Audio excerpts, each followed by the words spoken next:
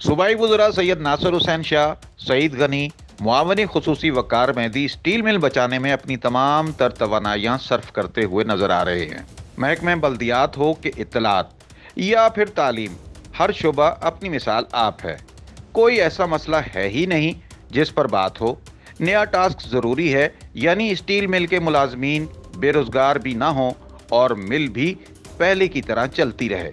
वफाक साबका तजुर्बे से इस्तिफादा हासिल नहीं कर रहा। सूबाई वज़रा कहते हैं कि पाकिस्तान पीपल्स पार्टी मजदूरों की जमात है।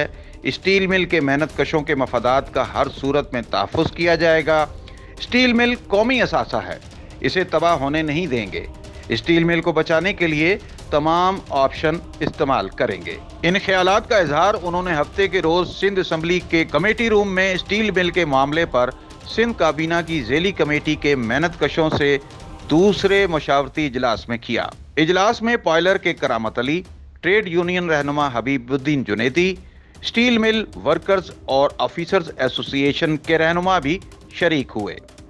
मेहनत कशों से 2 घंटे तवील तफसीली मुशावरत की गई और उनसे तजावीज़ ली गई और पाकिस्तान स्टील मिल को बचाने के लिए मुख्तलिफ ऑप्शंस पर तबादला ख्याल भी किया गया।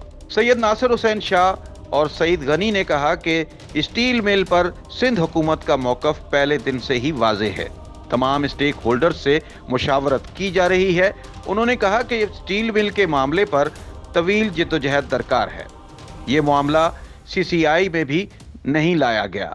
सूबाई वज़रा ने कहा कि सिंध असम्बली और सेनेट में जहां हमारी अक्सरियत है वहां मामला भरपूर अंदाज में उठाया जाएगा, जबकि आइंदा हफ्ते सिंध असम्बली से स्टील मिल की हवालगी से मुतालिक करारदाद पास करवाई जाएगी।